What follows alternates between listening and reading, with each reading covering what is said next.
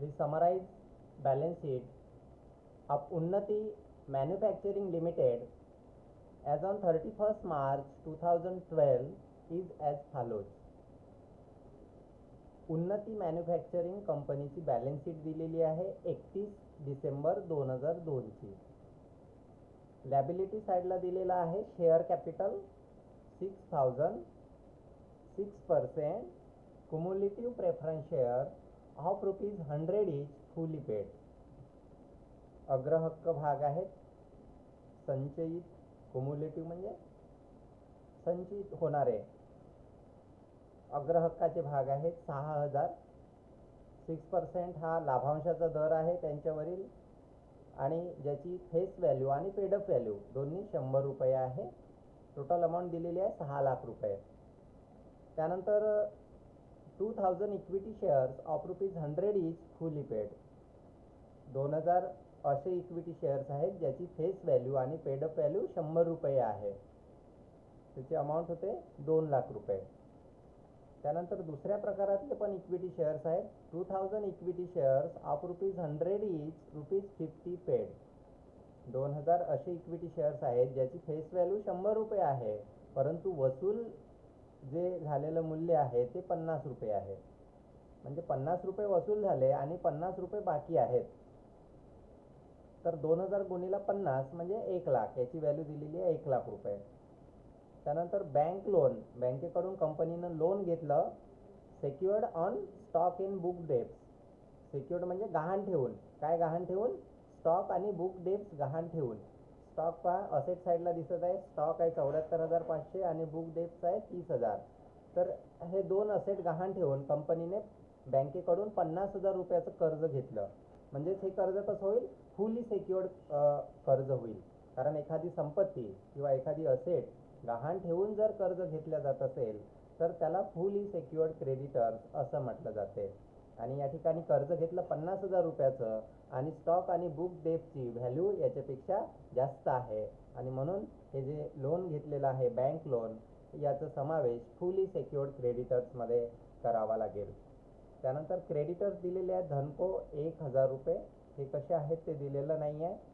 त्यानंतर dividend arrears on preference shares ₹72,000. ही value inner कॉलममध्येच दिलेली आहे. डिव्हिडंड प्रेफरन्स शेअरचा ₹72,000. त्यानंतर असेट साईडला दिलेला आहे land, buildings, machinery, stock, book debts, cash in hand आणि profit and loss account. Total दिलेली आहे बॅलन्स शीटची ₹10,50,000. त्यानंतर अतिरिक्त माहिती दिलेली आहे according to the articles of association of the company. कंपनीचं जे आर्टिकल्स ऑफ असोसिएशन आहे त्यामध्ये the preference share holders have right to receive dividend if declare or not in share capital at the time of liquidation. जर कंपनीचं निस्तारण झालं किंवा company बंद पडली तर कंपनीच्या आर्टिकल्स ऑफ असोसिएशनमध्ये अशी तरतूद केलेली आहे की जे अग्रहक्काचे भाग आहेत त्यांना त्यांच्यावरचा जो लाभांश आहे तो लाभांश मिळवण्याचा काय आहे? हक्क आहे. त्यानंतर दुसरा पॅरेग्राफ दिलेला आहे the company went into voluntary liquidation. Company स्वतःचं जे निस्तारण आहे ते कसं करत आहे? व्हॉलुंटरी म्हणजेच ऐच्छिक निस्तारण आहे. ऑल फिक्स असेट, सर्व स्थिर संपत्ती जी असेट साईडला दिलेली आहे यामध्ये स्थिर संपत्ती म्हणजेच कॅश इन हँड आणि प्रॉफिट अँड लॉस अकाउंट याला सोडून ऑल फिक्स असेट्स. त्यानंतर बुक डेप्स अँड स्टॉक, कारण बुक डेप्स आणि स्टॉक ही करंट असेट आहे. Book debts and stock realise ₹7,50,000. म्हणजे सर्व फिक्स असेट.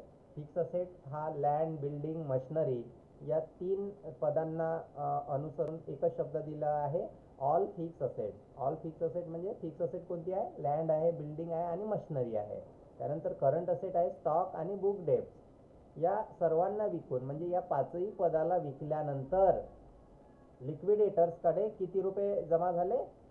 ₹7,50,000. म्हणजे त्याची एकत्रित अमाऊंट दिलेली आहे असेट्स रिलाइज म्हणून ती आपल्याला रिसिप्ट साईडला दाखवायची आहे ₹7,50,000. त्यानंतर लिक्विडेशन एक्सपेन्सेस वेअर ₹500. निस्तारणाचा जो खर्च आहे हा 500 रुपये आहे. लिक्विडेटर्स रेम्युनरेशन वाज ₹4000. तर आतापर्यंतच्या प्रॉब्लेममध्ये आपण पाहिलं की लिक्विडेटरचं रेम्युनरेशन आपल्याला कॅल्क्युलेट करावं लागत होतं, परंतु या प्रॉब्लेममध्ये लिक्विडेटरचं रेम्युनरेशन ऑलरेडी दिलेलं आहे 4000 रुपये, त्यामुळे ते पुन्हा कॅल्क्युलेट करण्याची आवश्यकता नाही. The liquidators called up the necessary amount from the partly paid up equity shareholders. पहा प्रॉब्लेममध्ये partly paid up equity shares आहेत, 2000 हे फुली पेड अप आहेत, परंतु त्याच्या खालचे जे 2000 इक्विटी शेअर्स आहेत त्याची फेस व्हॅल्यू 100 रुपये आहे, परंतु पेड अप व्हॅल्यू किती आहे? 50 रुपयेच आहे. अशा प्रकारचे शेअर्स असतील तर त्याला पार्टली पेड अप शेअर्स असं म्हणतात. तर अशा प्रकारचे जे भाग असतात यांना अंशतः दत्त भाग असं म्हणतात. आणि अंशतः दत्त भागांवर जी अयाचित अनकाल्ड हप्ते मागणीची जी रक्कम आहे ती निस्तारकाला करता येते.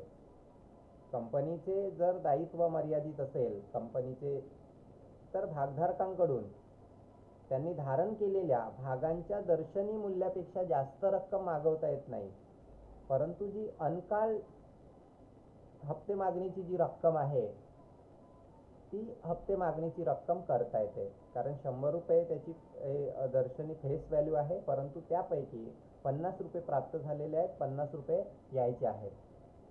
आणि ही जी माहिती दिलेली आहे ही त्याच्यावरच दिलेली आहे. द लिक्विडेटर म्हणजे कंपनीचा निस्तारक called up the necessary amount. Called up म्हणजे मागणी करत आहे कोणत्या रकमेची? नेसेसरी अमाऊंट, जेवढी अमाऊंट आवश्यक आहे तेवढ्या अमाऊंटची necessary amount from the partly paid up equity share holders. जे partly paid up equity share holders आहेत त्यांच्याकडून आवश्यक रकमेची मागणी करत आहे. And the amount duly received on proper time. आणि त्यांच्याकडून मागणी केलेली जी रक्कम आहे ती प्रॉपर टाइममध्ये काय झालेली आहे? रिसिव्ड पण झालेली आहे. रिसिव्ड झालेली असल्यामुळे त्या रकमेची नोंद आपल्याला रिसिव्ह या साईडला करायची आहे. To card up 2000 equity shares at the rate of rupees. जी काही नेसेसरी रक्कम आहे ती नेसेसरी आवश्यक रक्कम हे 44 जे रुपये आहेत हे वर्किंग नोट्सचं कॅल्क्युलेशन केल्यानंतर येत आहेत. तर अशा प्रकारची जी रक्कम आहे ती रक्कम मागू शकतो. तर असं प्रॉब्लेम दिलेला आहे. आणि prepare liquidators final statement of account. लिक्विडेटरचं फायनल स्टेटमेंट ऑफ अकाउंट तयार करायला सांगितलेलं आहे.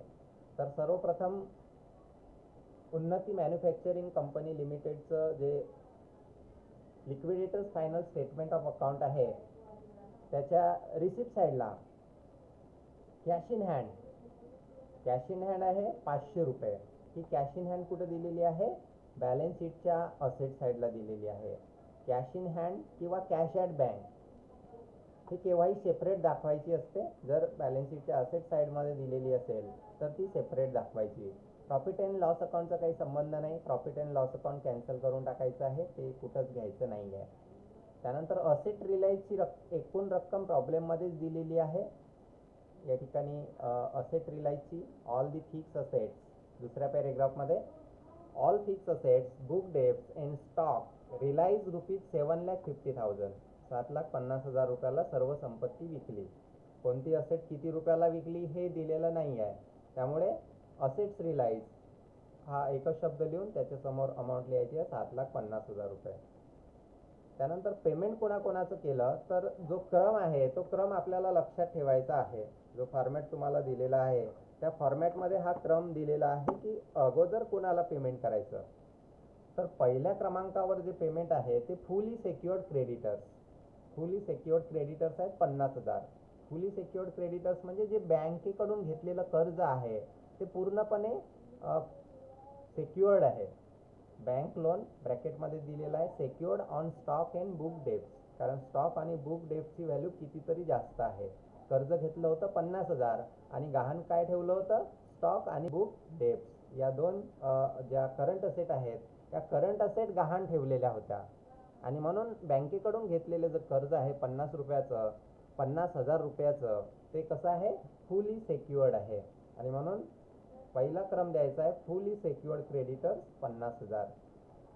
त्यानंतर दुसरं पेमेंट करायचं आहे लिक्विडेशन एक्सपेन्सेस 500. प्रॉब्लेममध्येच दिलेला आहे. निस्तारणाचा जो खर्च आहे हा प्रॉब्लेममध्ये दुसऱ्या पॅरेग्राफमध्ये दिलेला आहे. लिक्विडेशन एक्सपेन्सेस 500 आणि लिक्विडेटरचं रेम्युनरेशन आहे 4000 रुपये. तिसरं पेमेंट करायचं आहे लिक्विडेटर्स रेम्युनरेशन. त्यानंतर क्रेडिटर्स कोणत्या प्रकारातले आहेत ते प्रॉब्लेममध्ये दिलेलं नाही आहे. क्रेडिटर्स कोणत्या प्रकारातले आहेत? क्रेडिटर्स बॅलन्स शीटच्या लॅबिलिटी साईडला दिलेले आहेत 1,00,000 रुपयाचे. कोणत्या प्रकारातले आहेत ते दिलेलं नाही आहे. तर आपल्याला असं गृहीत धरायचं आहे की ते अनसेक्युअर्ड क्रेडिटर्स असतील आणि त्याचं पेमेंट करायचं आहे 1,00,000 रुपये अनसेक्युअर्ड क्रेडिटर्स. त्यानंतर अनसेक्युअर्ड क्रेडिटर्स नंतर डिबेंचर होल्डरचं पेमेंट करायचं असते, पण डिबेंचर होल्डर दिलेले नाही आहेत. त्यानंतर प्रेफरन्स शेअर होल्डरचं पेमेंट करायचं आहे.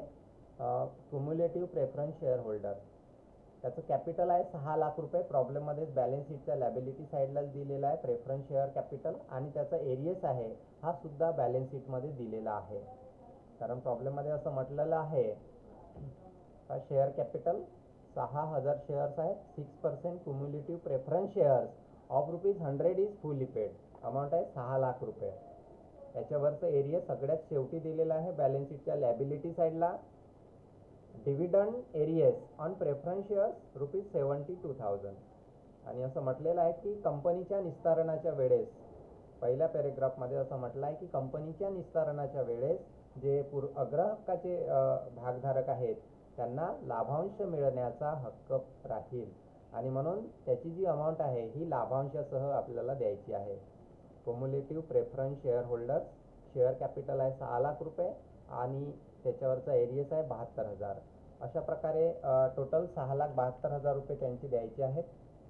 तर पहा आपण समजा रिसिप्ट साईडची टोटल केली तर ती येत आहे 7,50,500. दोनच पद आहेत, एक आहे कॅश इन हँड आणि दुसरा आहे असेट्स रिलाइजचा. दोघांची टोटल येत आहे 7,50,500 रुपये. परंतु पेमेंट साईडची जर टोटल आपण केली 50,500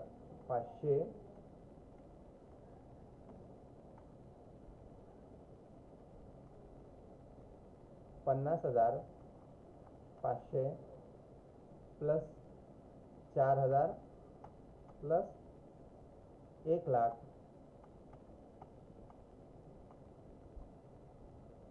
आणि प्लस 6,72,000 6,72,000 याची टोटल येत आहे 8,26,500. तर पहा या प्रॉब्लेममध्ये काय झालं, रिसिप्ट जे कॅश आहे निस्तारकाकडे येणारी कॅश ही कमी आहे, मात्र जे पेमेंट करायचं आहे ते मात्र जास्त आहे.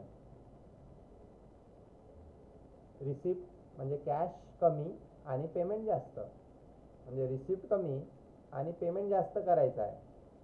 कॅश आहे 7,50,500 रुपये आणि पेमेंट करायचं होतं 8,26,500 रुपये.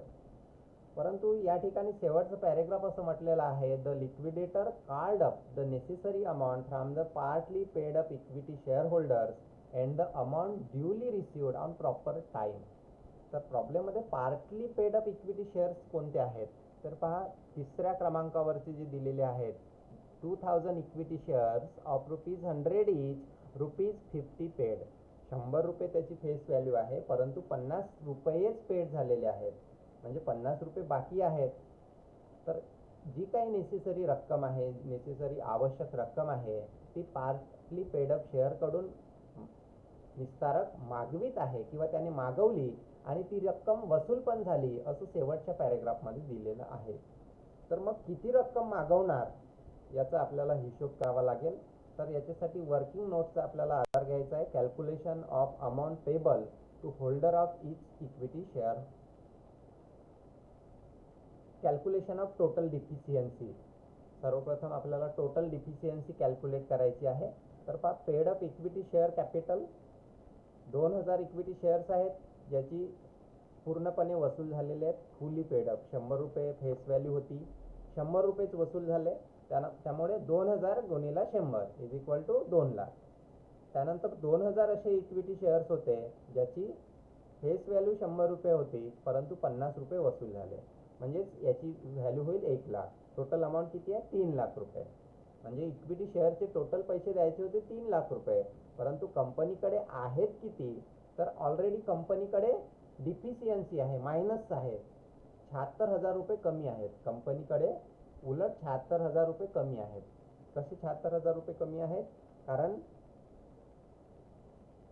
रिसिप्ट साईडची टोटल आहे 7,50,500, म्हणजे कॅश उपलब्ध आहे 7,50,500 रुपये, परंतु कंपनीला पेमेंट करायचं आहे 8,26,500 रुपये. म्हणजे 8,26,500 रुपयामधून 7,50,500 रुपये मायनस केले तर उरतील 76,000 रुपये. म्हणजे ऑलरेडी कंपनीकडे 76,000 रुपये कमी आहेत आणि हे 3 लाख, असे टोटल किती पैसे कमी आहेत, 3,76,000.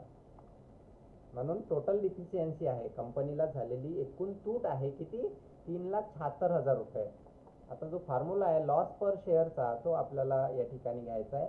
Loss per share is equal to deficiency upon number of equity shares. Deficiency आहे 3,76,000 आणि नंबर ऑफ इक्विटी शेअर्स आहेत 4,000, 2,000 फुली पेड आणि 2,000 पार्टली पेड. त्यामुळे एका शेअरवरची डिफिशियन्सी किती आहे, 94 रुपये. 94 रुपये एका शेअरवर कमी आहेत आणि 2,000 असे इक्विटी शेअर्स होते की ज्याचे 100 रुपये वसूल झाले होते आणि उरलेले 2,000 इक्विटी शेअर्स आहेत की ज्याचे फक्त 50 रुपयेच वसूल झालेले होते. आणि त्यामुळे कुणाला रिफंड करायचे आहेत आणि कुणाकडून पैसे मागायचे आहेत याचा हिशोब करावा लागेल. तर refund on 2,000 equity shares at the rate of ₹6 per share. हे 6 रुपये कसे आले, तर हे या ठिकाणी दिलेलं आहे paid up value per share. जे पहिल्या प्रकारातले 2,000 इक्विटी शेअर्स होते त्याची पेड अप व्हॅल्यू किती होती, 100 रुपये. लॉस पर शेअर, एका शेअरवर लॉस किती झाला, 94 रुपये. म्हणून 100 रुपयातून 94 रुपये मायनस केले, उरले किती, 6 रुपये. म्हणजे त्यांना पहिल्या प्रकारातले जे 2,000 इक्विटी शेअर्स आहेत त्यांना एका शेअरवर 6 रुपये काय करायचे आहेत, परत करायचे आहेत. त्यानंतर दुसऱ्या प्रकारातले जे इक्विटी शेअर्स आहेत त्यांना किती पैसे द्यावे लागतील किंवा त्यांच्याकडून किती पैसे मागावे लागतील याचा हिशोब आपल्याला करायचा आहे. तर काल on 2,000 equity shares at the rate of ₹44 per share, हे 44 रुपये कसे आले, तर या ठिकाणी पहा लॉस पर शेअर, एका शेअरवर झालेली तूट आहे 94 रुपये आणि त्यांच्याकडून वसूल झालेलं मूल्य किती होतं, 50 रुपये. म्हणून 94 मायनस 50 इज इक्वल टू 44. एका शेअरवर किती रुपयाची मागणी करेल, निस्तारक 44 रुपयाची मागणी करेल. आणि म्हणून हे कॅल्क्युलेशन या ठिकाणी केलेलं आहे. रिसिप्ट साईडला तिसऱ्या नंबरचं जे कॅल्क्युलेशन आहे, to call on 2,000 equity shares at the rate of ₹44 per share. 2,000 गुणिला 44 करायचं आहे. 2,000 गुणिला 44 ही व्हॅल्यू येते 88,000 रुपये. जे दुसऱ्या प्रकारातले पार्टली पेड अप शेअर्स होते त्यांच्याकडून किती पैसे मागवेल, निस्तारक 88,000 रुपये. आणि ते पूर्णपणे रिसिव्ड पण झालेले आहेत असं प्रॉब्लेममध्ये दिलेलं आहे. शेवटच्या पॅरेग्राफमध्ये the amount duly received on proper time, योग्य वेळी ते पैसे काय झालेले आहेत, कंपनीला मिळालेले आहेत. आणि म्हणून या ठिकाणी रिसिप्ट साईडला हे 88,000 रुपये या ठिकाणी लिहिले. त्यानंतर पेमेंट साईडला जे पहिल्या प्रकारातले इक्विटी शेअर्स होते 2,000, equity share holders refund at the rate of ₹6 per shares. 2,000 shares गुणिला त्यांना किती पैसे परत केले, 6 रुपये. एका शेअरवर 6 रुपये, कारण 100 रुपये त्यांची फेस पेडअप व्हॅल्यू होती. 94 रुपये लॉस झाला, म्हणजे 6 रुपये उरलेले जे 6 रुपये आहेत ते त्यांना परत केले जातील. म्हणजेच एका शेअरवर 6 रुपये, तर 2,000 शेअरवर किती पैसे परत केले जातील, 12,000 रुपये परत केले जातील. तर अशा पद्धतीनं एवढं कॅल्क्युलेशन केल्यानंतर ही टोटल दोन्ही साईडची करायची आहे 8,38,500 रुपये. तर अशा पद्धतीने हा प्रॉब्लेम आपल्याला सॉल्व करायचा आहे. त्यानंतर शेवटचा प्रॉब्लेम आहे question number 7. Arjun company went into liquidation on 31st March 1991 when the following balance sheet was prepared. Balance sheet दिलेली आहे. ॲथोराइज कॅपिटल आहे 3 लाख रुपये. Subscribe and paid up capital दिलेलं आहे 19,500 shares of ₹10 each. Total amount दिलेली आहे 1,95,000 रुपये. त्यानंतर सन्ड्री क्रेडिटर्समध्ये प्रेफरन्शियल क्रेडिटर्स आहेत 24,200 रुपये. पार्टली सेक्युअर्ड आहेत 55,350 रुपये 310. आणि अनसेक्युअर्ड क्रेडिटर्स आहेत 99,790. प्रेफरन्शियल, पार्टली सेक्युअर्ड आणि अनसेक्युअर्ड अशा 3 प्रकारचे सन्ड्री क्रेडिटर्स आहेत. त्यानंतर बँक ओव्हरड्राफ्ट हा सुद्धा अनसेक्युअर्ड क्रेडिटर्स आहे, याची व्हॅल्यू दिलेली आहे 12,000 रुपये. त्यानंतर असेट साईडला आहे goodwill, leasehold property, plant and machinery, stock, sundry debtors, cash आणि प्रॉफिट अँड लॉस अकाउंट. याची टोटल आहे 3,86,300 रुपये. The liquidators realise the assets as follows. कंपनीच्या निस्तारकाने असेट्स विकलेले आहेत. Leasehold property which was use in the first instant to pay the partly secured creditors prorate. Amount दिलेली आहे 35,000 रुपये. पार्टली सेक्युअर्ड क्रेडिटर्स आहेत 55,310 रुपये. तर जी लीज होल्ड प्रॉपर्टी आहे, लीज होल्ड प्रॉपर्टीची व्हॅल्यू पहा प्रॉब्लेममध्ये दिलेली आहे 48,000 रुपये. तर जे partly paid up secured creditors आहेत 55,310 रुपये प्रॉब्लेममध्ये दिलेले आहेत. त्याचं पेमेंट करण्यासाठी ती यूज केलेली आहे. आणि ते जी अमाऊंट आहे ती 35,000 रुपये या ठिकाणी दिलेली आहे. त्या व्यवहारापासून कंपनीला किती पैसे मिळालेले आहेत? 35,000 रुपये मिळालेले आहेत. त्यानंतर प्लांट अँड मशिनरी दिलेला आहे 51,000. म्हणजे प्लांट अँड मशिनरी किती रुपयाला विकलं? 51,000ला. सन्ड्री डेप्टर्स 58,500 आणि स्टॉक विकलेला आहे 39,000ला. The expenses of liquidation amounted to ₹1,000. निस्तारणाचा खर्च आहे 1,000 रुपये. The liquidators remuneration was agreed at 2.5%.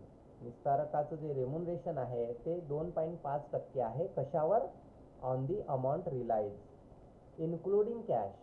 या प्रॉब्लेममध्ये काय म्हटलेलं आहे? इन्क्लुडिंग कॅश, ज्याचं कॅशमध्ये पण जी असेट्स रिलाइज झालेली आहे त्या असेट्स रिलाइजवर 2.5% रेम्युनरेशन आकारायचं आहे. परंतु त्याच्यामध्ये कशाचा समावेश करायचा आहे? कॅशचा पण समावेश करायचा आहे. म्हणजे जी टोटल घेताना कॅशचा पण विचार करायचा, कॅशची व्हॅल्यू पण त्यामध्ये प्लस करायची. हा या ठिकाणी टोटल असेट्स रिलाइज आहे 1,83,500 रुपये आणि कॅशचे आहे 2,500. अशी टोटल अमाऊंट होते 1,86,000 रुपये. इन्क्लुडिंग कॅश म्हटल्यामुळे 1,86,000 रुपयावर त्याचं 2.5% लिक्विडेटरचं रेम्युनरेशन काढायचं आहे 1,86,000 रुपयावर. एक्सक्लुडिंग म्हटलं असतं तर किती रुपयावर काढावं लागलं असतं? 1,83,500 रुपयावर.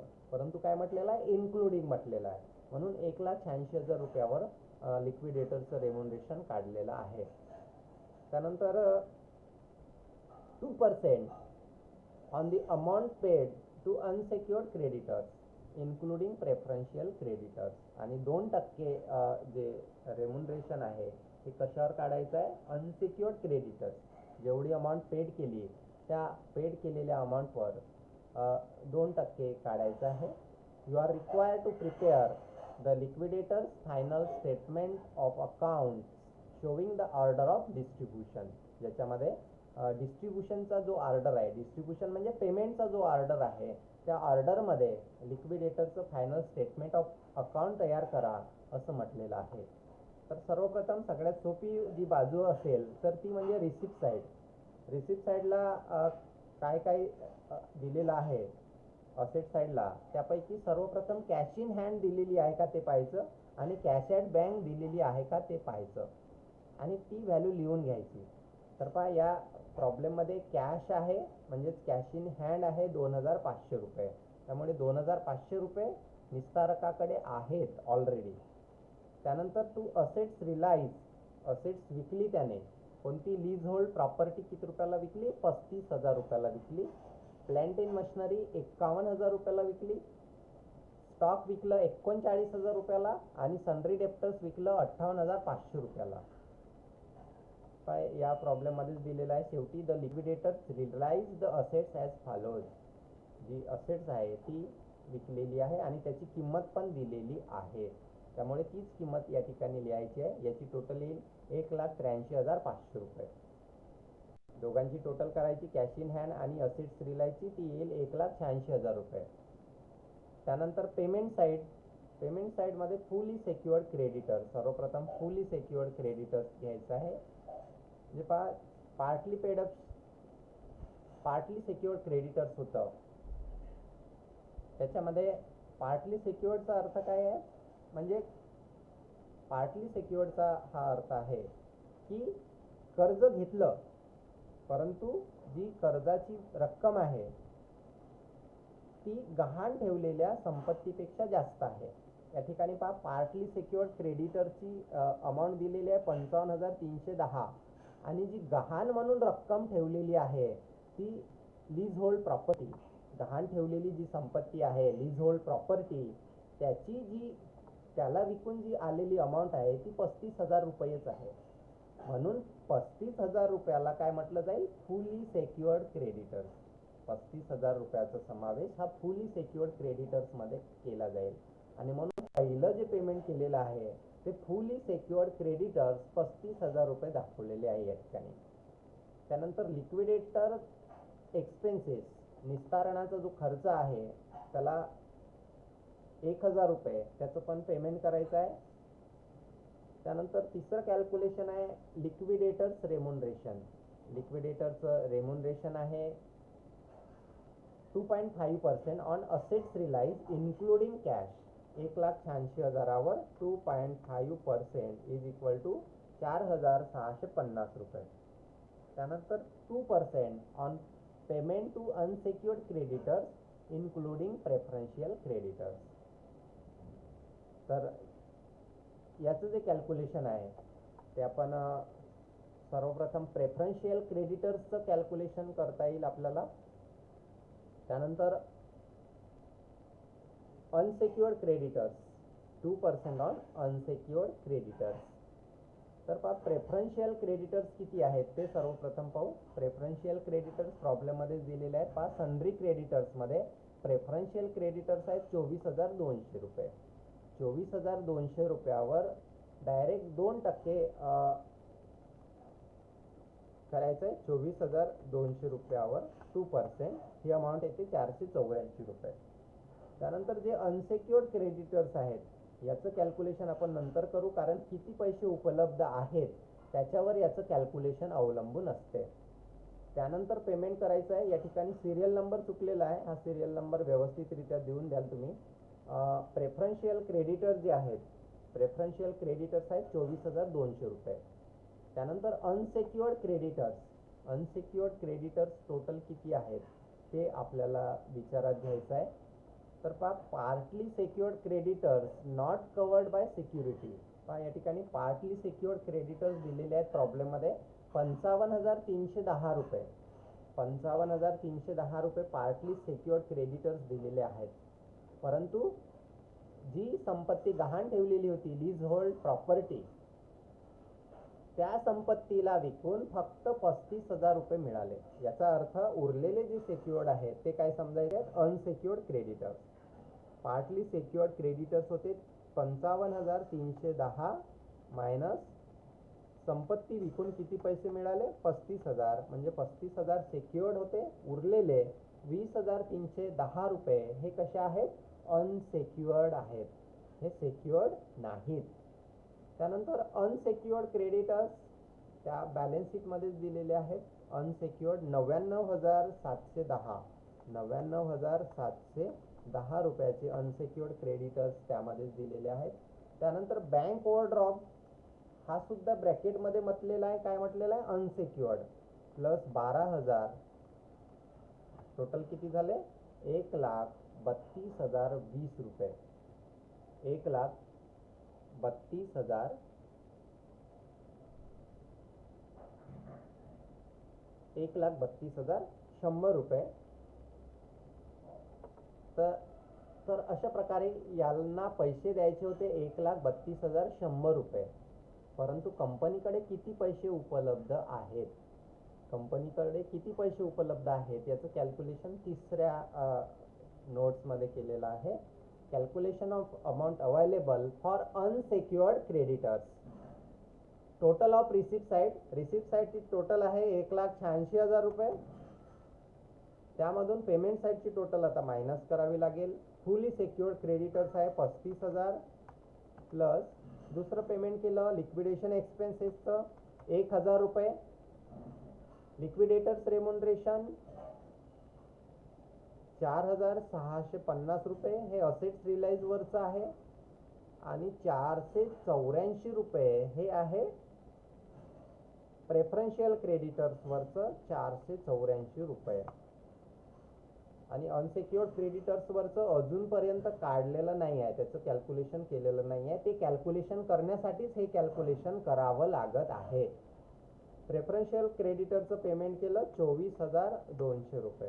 म्हणजे टोटल पेमेंट केलं 65,334 रुपये. कंपनीकडे कॅश किती उपलब्ध होती 1,86,000 रुपये. मायनस केले उरले किती 1,20,666 रुपये. म्हणजेच अनसेक्युअर्ड क्रेडिटर करिता कॅश किती अवेलेबल आहे 1,20,666 रुपये. आणि पेमेंट किती करायचं होतं हे दुसऱ्या कॅल्क्युलेशनमध्ये काढून दिलेलं आहे. 1,32,100 रुपये द्यायचे होते त्यांना. पेमेंट करायचं होतं 1,32,100 रुपये.